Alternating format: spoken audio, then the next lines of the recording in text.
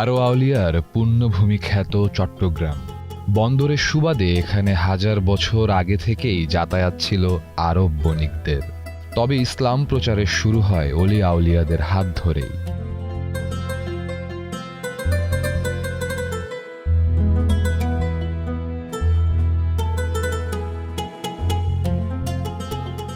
এখানকার প্রতিটি জনপদেই পাওয়া যায় কোনো না কোনো আউলিয়াদের পায়ের ছাপ।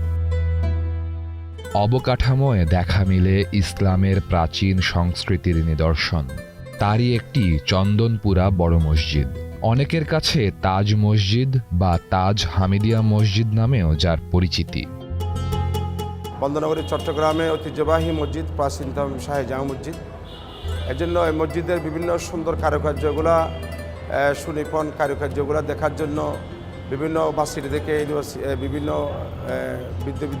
বিদ্যালয় থেকে এগুলি দেখার জন্য আসেন এবং বিভিন্ন দূরদরাজ থেকে অসংখ্য দিনদার নেককার মুসল্লিরা আসেন। তারা আমাদের কাছে এসে ব্যক্ত করেন আসলে যে এই মসজিদে এসে তারা নামাজ পড়ে খুব আনন্দ পায়। চন্দনপুরা মসজিদটি চট্টগ্রামের নবাব সিরাজউদ্দৌলা রোডে অবস্থিত।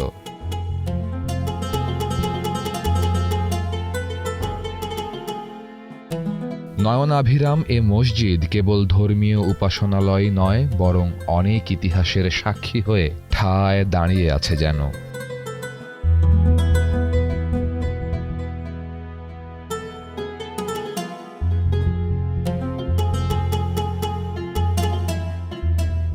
প্রায় 200 বছর হবে বর্তমান যে কারুকার্য, এই কাজগুলি 47 থেকে 1950 পর্যন্ত কাজ চলছে এবং কমপ্লিট করা হয়েছে।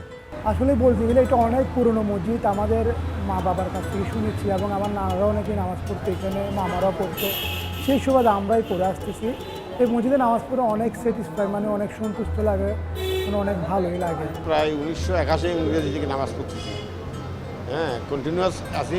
বিশেষ করে আমার প্রেস আছে এখানে, বর্ণরেখা প্রেস, তবে 81 ইংরেজি থেকেই, সেই থেকে এখানে নামাজ পড়তেছি।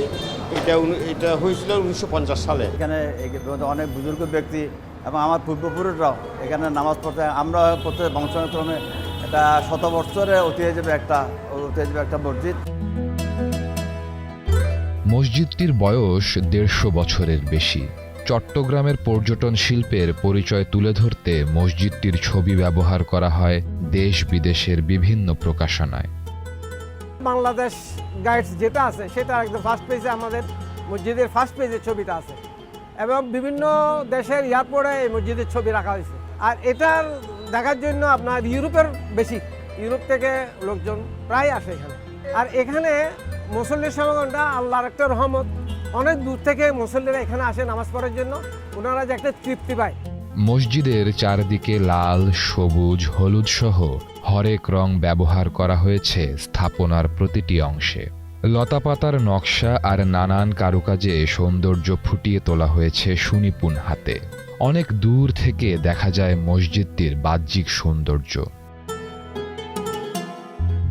1666 সালে মোগল শাসক শায়েস্তা খাঁয়ের সেনাদল আরাকানের মগ রাজাদের কাছ থেকে চট্টগ্রামকে স্বাধীন করেন। এরপর এখানে তার নির্দেশে তখন শাহী ফরমান বলে বিজিত অঞ্চলে অনেকগুলো মসজিদ নির্মাণ করা হয়।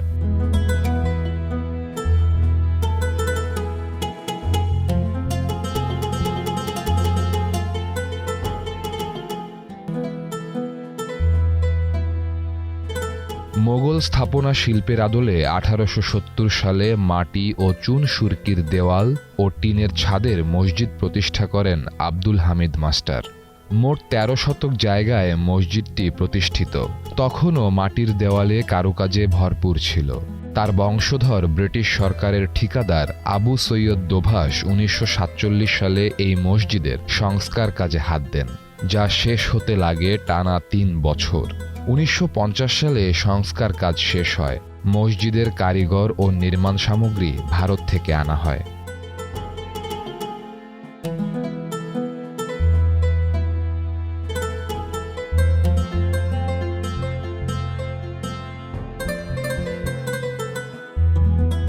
চারপাশের দেওয়ালগুলো ভেন্টিলেশন সিস্টেমের। দেওয়ালের ফাঁক গলে ঢুকছে আলো। আলোর ঝর্ণাধারায় ভেতরটা করছে ঝলমল। আছে বাতাসের কোমল পরশ।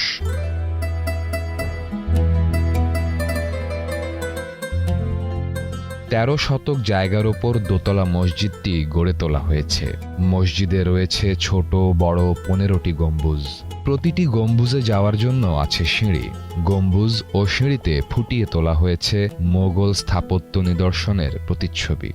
এই মসজিদের গম্বুজের চতুর্পাশে এখানে আশরাই মুবাশশারা সাহাবায়ে কেরামদের নাম আছে এবং রাসূলুল্লাহ সাল্লাল্লাহু আলাইহি ওয়াসাল্লামের আহলে বাইতদের নাম আছে, বড় বড় সাহাবায়ে কেরামদের নাম আছে এবং খোলাফায়ে রাশিদিনদের নাম আছে। এভাবে কুদানু সব আছে। আর বিশেষ করে আমাদের এই মসজিদে এ সমস্ত এত সুন্দর কারুকার্য আমরা দেখতেছি। এখানে কিন্তু এত বেশি কোনো লোহা সেখানে ফিট করা হয় নাই। কেমনে তারা এত সুন্দর করে বানাইছে এটা ওই যুগের মিস্ত্রিরা ভালো জানে। এটা একটা পুরনো স্মৃতি, ঐতিহ্য বহন করে। তো এটা এভাবেই ভালো লাগে। এটা ভেঙে যদি নতুন করে আরো কর্তৃপক্ষ করতে পারতো, হ্যাঁ, কিন্তু না করে এভাবেই রাখছে, এটাই ভালো লাগছে। পুরা কাঁচরায় কারুকার্য ফুলের উপর। আর এই যে গম্বুজ, বড় গম্বুজের চারিপাশে এগুলো যে আপনার এই যে 99 নাম আছে এখানে গম্বুজের চারিপাশে।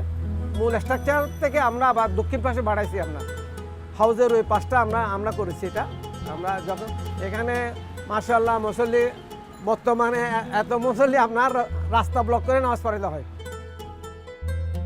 গম্বুজের চারপাশে রয়েছে হযরত মুহাম্মদ সাল্লাল্লাহু আলাইহি ওয়াসাল্লামের পরিবার ও জান্নাতের সুসংবাদ পাওয়া 10 সাহাবীর নাম। যখন মাইকের ব্যবহার ছিল না তখন 4 তলা সমান উঁচু মিনারে উঠে আজান দেওয়া হতো। এরকম 2টি মিনার এখনো আছে।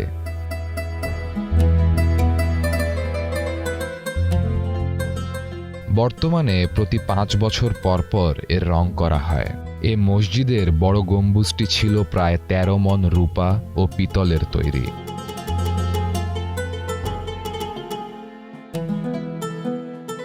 বৈরী আবহাওয়ায় এসব জিনিস যেমন নষ্ট হয়েছে, তেমনি সংস্কারের সময়ও অনেক কিছু হারিয়ে গেছে। পরবর্তীতে বড় গম্বুজে সবুজ, গোলাপি ও হলুদ রং করে দেওয়া হয়।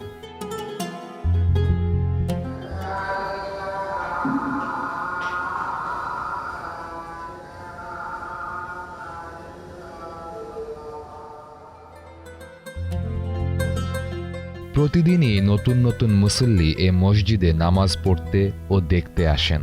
সাধারণত দিনে গড়ে 800 থেকে 900 লোক নামাজ পড়েন এই মসজিদে। শুক্রবারের জুমায় 5000 মুসল্লি ছাড়িয়ে যায়। তখন মসজিদে জায়গা সংকুলান না হলে মসজিদ সংলগ্ন রাস্তা বন্ধ করে সেখানেই নামাজ আদায় করেন মুসল্লিরা।